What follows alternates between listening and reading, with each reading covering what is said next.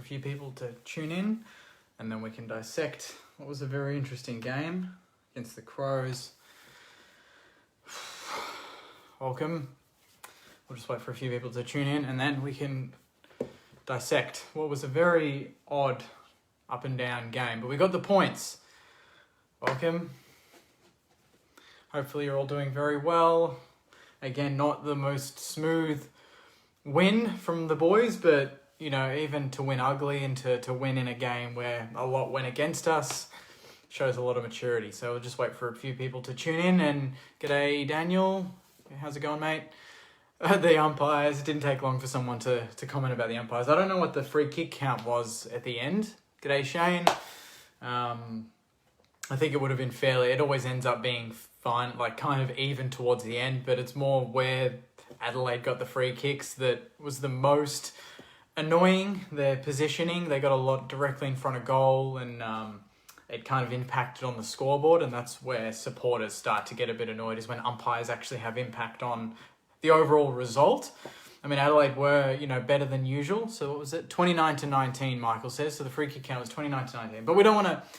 I won't harp on that too much. I don't think, you know... They did... There were some very, very bad calls. Very suspect calls. A lot of holding the ball that was questionable. A lot of deliberates that were questionable. That Dan Butler one, bananaing it into the forward 50 on an angle and it just dribbles out. The deliberate there was ridiculous. You know, the umpires were just... you know, happy that there was a crowd again, and I think that definitely had an impact. The home crowd of Adelaide, you know, the noise of affirmation, I think it rings true here, and a lot of that was directed from the crowd. But, you know, it was against the odds in a way. We stuck to our guns, and when the game was there for the taking for Adelaide late or midway through the fourth, when it got a bit shaky for us, we stood tall, we got a few late goals, and it was a bit more comfortable. And geez, we needed that. You know, no matter what, we needed to get the win. And this is our first win over Adelaide since 2011, when we won by 100 points. And our first win over Adelaide interstate since round 2, 2009. So just let that sink in. You know, even on the surface, it looks like we just beat a really bad team. It's a bit bigger than that. You know, our team hasn't won on the road in general for a long time. And we haven't beaten Adelaide for a long time, and in Adelaide for a long time. So all of those things accumulated, I thought it was a really important win for the boys. And yeah, I'll be the first to say that I wanted us to spank them and to embarrass them. And it looked that way probably, you know, through the second term when we got about 26 points up and Jack Steele kicks that nice little snap on the left foot on the run. And by the way, Jack Steele, how good was he? Jack Steele's stats are ridiculous. He tags a player. I think he was tagging Brad Crouch, I believe, and he still ends up with 26 disposals and a game high, I think 13 clearances, probably lazy 6 tackles already, and a goal. You know, that's a captain's game. That is a machine-like game. He's a beast, and you know, he and Butler's kicked his 3, would be the front runners for the best and fairest right now. You'd have to say, you know, they're the most consistent in our team, and they stood up when we needed them. And you know, I'm so happy that we finally got the win that we deserved on the road. And you know, Adelaide were better. You know, they played us better. They took the game on. They put us under pressure. You know, they played the mental game, bringing in Tex Walker, and he kicked his 2 or 3 goals, his customary 2 or 3 goals that he usually does against us. But apart from him, no one in their forward line really threatened us. I thought our back line was pretty comfortable, you know, led by Dougal Howard, who was phenomenal. You know, just talking about the fact that he kicked that goal. You know, he's a full back that got the ball about 60 out, took on an Adelaide player, lined it up from 55 on an angle and drilled it, you know, in a critical moment in the game. And from that moment on, he was the leader on the ground. It wasn't Geary, you know, it wasn't our actual captain. It was Dougal Howard. You know, anytime a player made a mistake, anytime someone needed to go man someone up, he was saying, okay, you go do that, you go do that. You know, he's come off with, you know, the blood rule on his face. He comes back on, he kicks that goal, but then, you know, moments later, he's in the back line, 10 players deep, putting in the fist to get the ball out of bounds and for a restart. So, that, you know, for him to have a game like that, he had 16 disposals, 7 marks, He played the complete game from a backman perspective, and that was his breakout and his standout game as a Saint. So that was great. And it's been a long time coming. I've loved his work all season, but this was the game where he really pulled it all together and really controlled the backline for us. I thought Jade Gresham was a lot better this week. I thought his set shot kicking is still ridiculous. But, he kicked his deserved goal. He had his 18 disposals. He had a lot of good centre clearances. Where it looked like a player would get him, but his low centre of gravity meant he could just turn a player and get his foot onto the ball. Downside of that is I thought he bombed it a lot, and I thought we did that a lot in the first half. Even though we got 26 points up, I thought it was more to do with him at Adelaide not really playing their best. And being the bottom team in the competition, you can get away with making a lot of those mistakes in these games. But next week we go against Port, who are top, who are coming off a pretty lucky win in the end against Carlton, and I think that might actually do us the world of good, playing them off a lucky close win, then off a close loss. So I think it's going to be a big test for us. But I think we've got it in us, and we didn't play our best. Most of our wins this season, you look at you look at the Richmond game, the Bulldogs game, the Carlton game. We were explosive for a lot of parts of those games to get the win. In this one, it was kind of incremental. It was really slow and steady.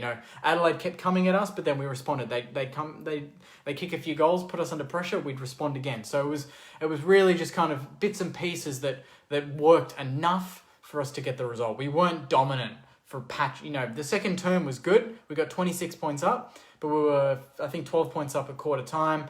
We ended up winning by 23. So from that point on, from quarter time, we outscored them by 11 points. So it wasn't a blowout. I wanted it to be, but we responded late and we got the job done. And I think that shows more than us just going there and Adelaide playing crap and we flogged them. I think Adelaide having the crowd, they had, the umpires had a few extra players on the field, and they needed to respond. First game, Adelaide Oval in front of a crowd. They were always going to give us a tough go. But I'm just glad we didn't succumb to the pressure and we didn't, freak out like a deer in the headlights and just drop the ball. And I thought midway through that third term where Adelaide had repeat entry after repeat entry, they kicked the goal on the 3/4 time siren with that holding the ball against Geary, which I don't know how they pay that. And they got them within, I think, 2 goals or 16 points or something. You think then maybe Adelaide have got enough momentum to kind of test us here. And the Tex goal in the fourth quarter got them close, but we responded. Players like Membry, who were really quiet for the 3 quarters, I think he had only 4 or 5 disposals. Dode was doing an excellent job on him. And then you see, Membry bob up with a goal critical in the last 10 minutes. You get Dean Kent doing the same thing, kicking 2 good goals. Loney, who was quiet, kicking an important goal. So players that didn't have a great match overall had important moments, and they took those moments. And that's really, really critical if we want to be a finals 18, because we're not going to have 18 on the field every week playing amazing games like a Jack Steele. We're going to have, 10 to 15 doing it, and then those 3 or 4 that are having a bit of an off day, they need to have their moment. When they need to stand up for the team, they take it. And I thought Membry did that. I thought Dean Kent did that. I thought Loney did that. A lot of these players that were quiet overall, they did the job and really were instrumental in the last 10 minutes to get us that win when you think about it. So, in terms of negatives, first things, obviously, the umpires, that was a joke. 29-19, but some of them, it was more the method. It was more the ones that they pinned where, there was what was the one to Taylor Walker just before 3/4 time where he fell over, but it looked like, he tried to fool the umpire into, showing that Wilkie pushed him over when he didn't even touch him. Geary holding the ball the way he did. You've got the deliberates, the amount of holding the balls where the player had no prior opportunity was a joke, and something that I really, I don't understand. I know footy, I know the rules, but then when you watch a game like this, you almost forget what's going on, and it's not really a great spectacle when the ball's ping-ponging one end to the other because of free kicks there, free kicks there, free kicks there, and they're resulting in Adelaide goals against the flow and all that crap. But, we got the job done, and it's not the most convincing win, but it might be one of the most important wins that we've had in a long time. Josh Battle went off, obviously, with that head knock, which was a bit disappointing. Ryan Burns, what did he finish with?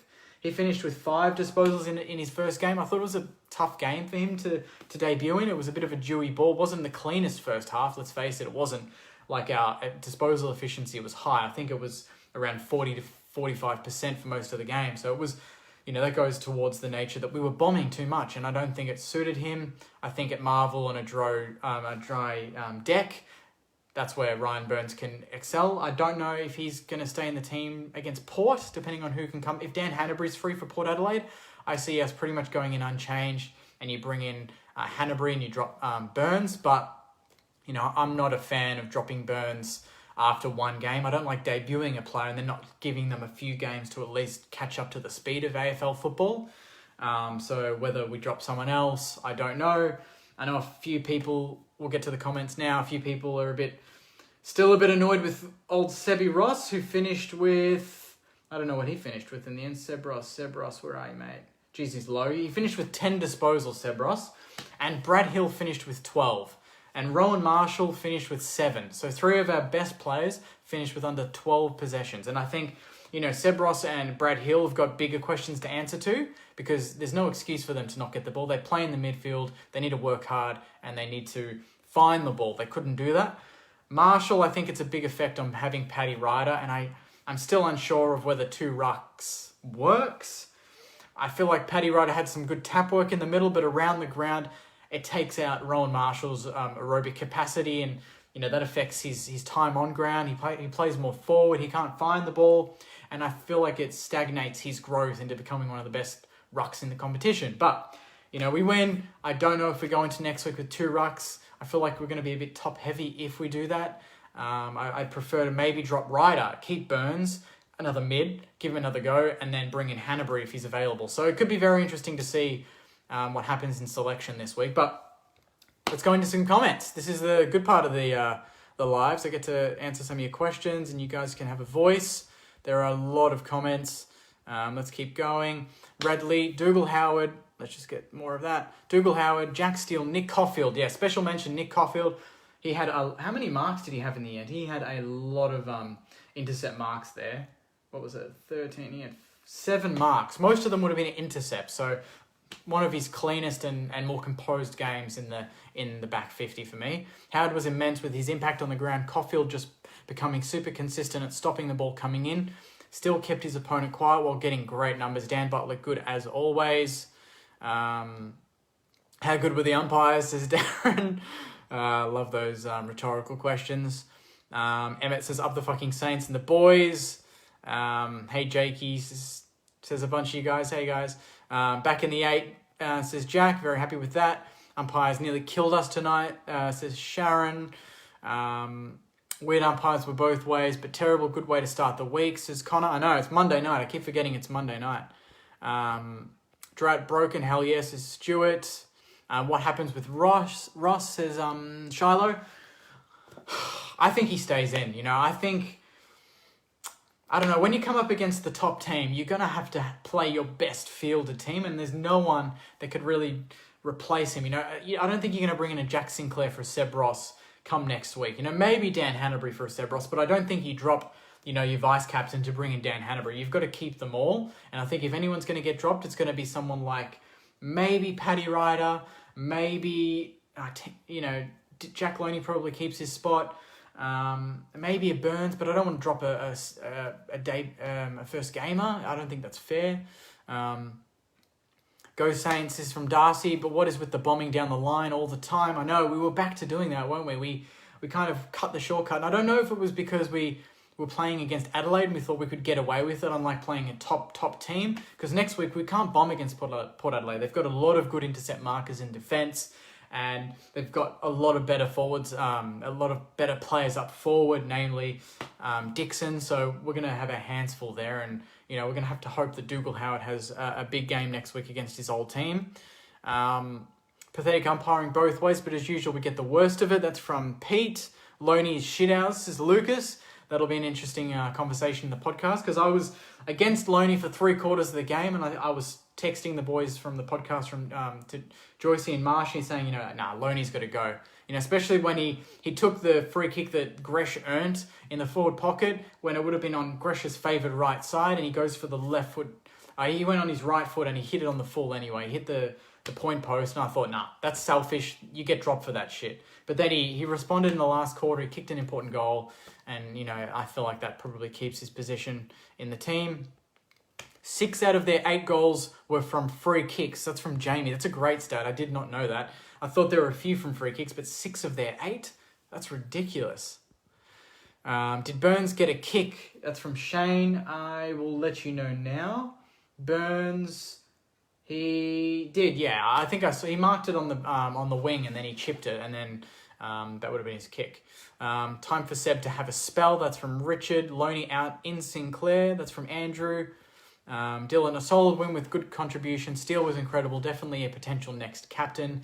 I definitely agree with you there, mate. That's a very good call. Jack Steele is an absolute bull. To have numbers like he did. He was not even, no one else was near him in terms of disposals on our team. I think it would have been Zach Jones, who was great again. He had 20. Steele's 26. He's calmly ahead. And then the next best was Gresham, 18. And then Caulfield, 17. Clark, 16. Dougal Howard, 16. And then, quietly Ben Patton, another 16 disposal game in the back line. When everyone wants him dropped, I thought he was really calm and composed in the back line again. This is from Sam. Hi, really enjoying your live feed. Thanks, Sam. Thanks for tuning in and enjoying it. Umpiring was shocking. It just goes from one comment. This is from Cam, another umpiring comment. The umpiring actually ruined what could have been a better game. This is Alexandria. Seb Ross must be dropped. How can he continue to play poorly? It's going to be interesting in selection. That's all I can say.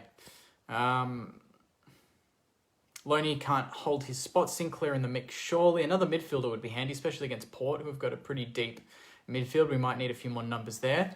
Elaine says, I think the crowd made Adelaide play better than usual. 100%. 100% they were going to play better with the crowd there, that's for sure. Lewis says, the win may be ugly, but those wins show the character of the team. Steele is an absolute beast, and Dukes had a ripping game. Pretty much sums it up. Tex was gifted 2 goals by the umpires, says Sean. This is from Cameron. Man of Steel led us to victory. Love to see the fire in Dougal Howard. Umpires had it out for us, and we should have won by another 4 goals. I know, I would have been comfortable without those 6 of those 8 goals to Adelaide from direct free kicks. That would have been a very comfortable win in the end.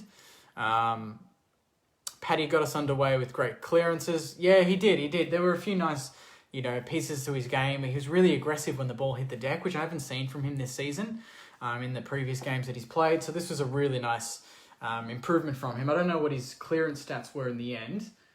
He had, what did he have? 3 or 4 clearances, 22 hitouts.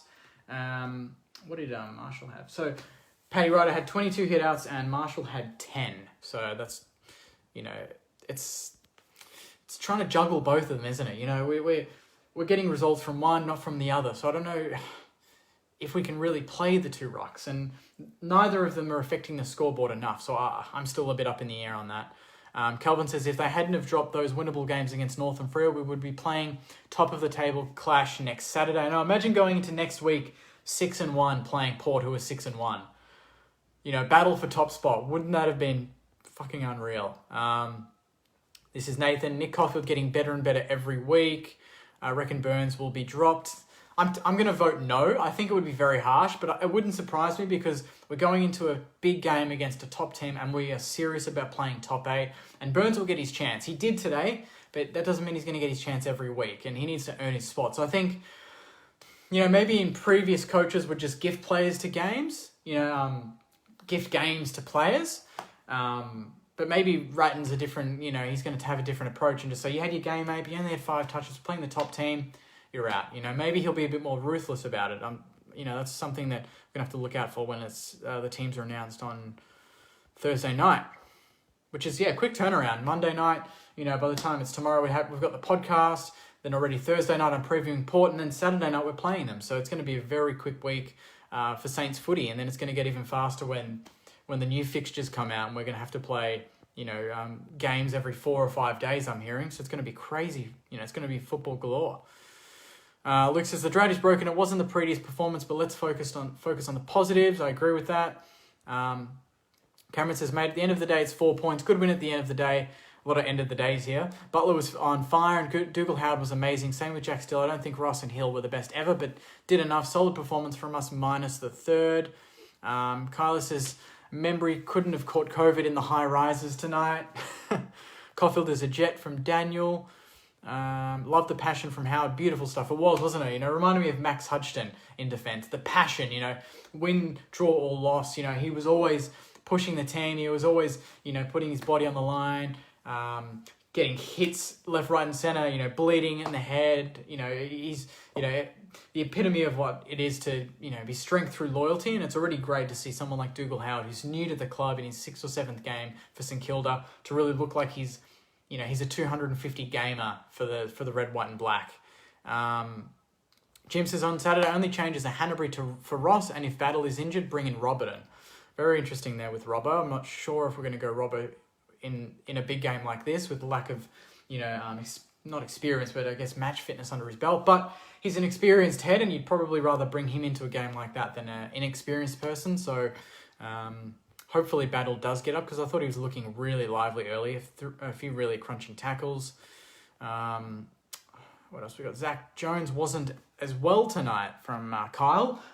He started like a house on fire. I thought he was the one that really got us going. He got a few free kicks pinned against him for some reason, but I thought his intensity on the ball and the ball carrier was impressive, and the pressure was kind of contagious. We were back to our frenetic pressuring of the football. It was great when Adelaide player would be handballing it to someone, and we would already have left our man anticipating that handball and putting that player who receives it under immediate pressure, and that was great. It didn't last, for the whole game, because that's a really high intensity sort of game plan. I think that's why we've fallen away a few times this year, but if we can start to control that and slow the game down, which is a stat that I saw from, I think it was Mark Rashudo or someone from Fox Footy was saying that our mark to play on percentage was a lot lower, which I like, because I think that means we're not just running and gunning all day. We're not just running out of energy towards the end of the game. I think we were learning in this game to at least try and slow it down,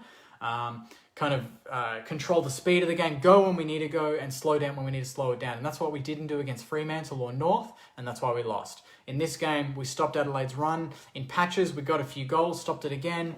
So anytime they got a run on, we could control the speed of the game. Third term, not so much, but the fourth term, when they had a run on, we really did counteract their momentum with our own. So I thought that was impressive. 4 or more wins will just about lock us in for finals. Couldn't care less about how ugly it is. Big test next week. That's from Sam. There's a lot of comments here, guys. Thanks for these. Thanks for watching as well. There's been over 200-300 people watching again, which is great. Brian says, it's my birthday today, so brilliant birthday present. I'm happy we didn't stop.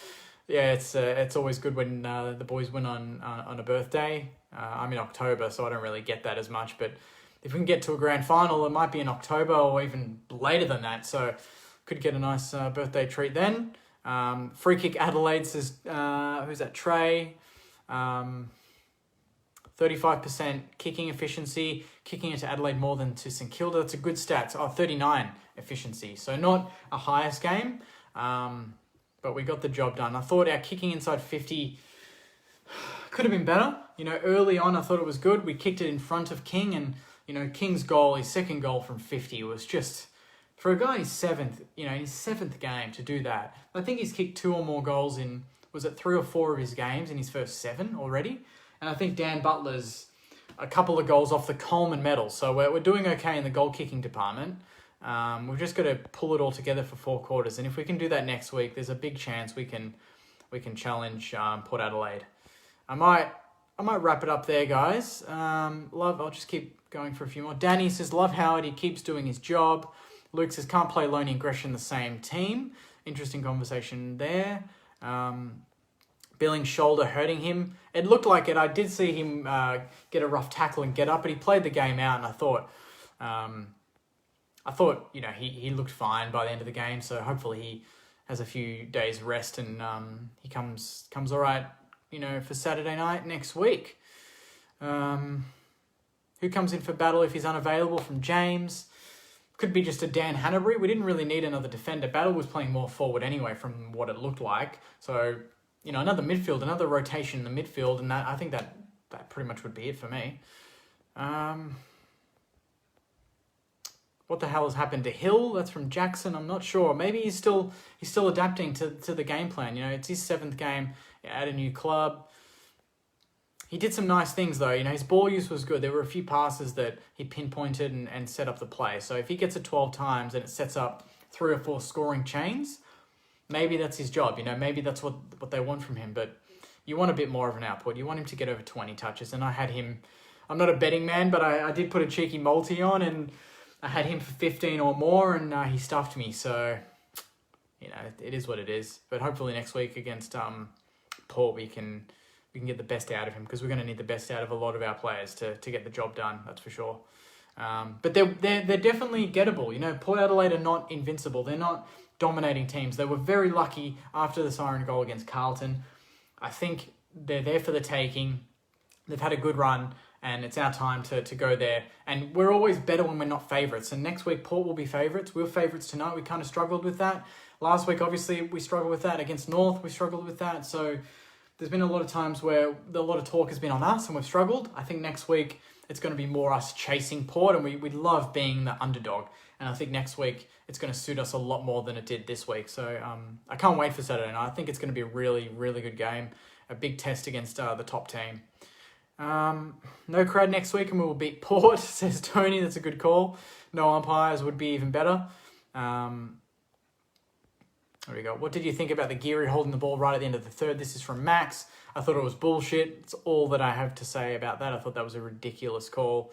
They never pay those in any other game, and they decided to pay them tonight.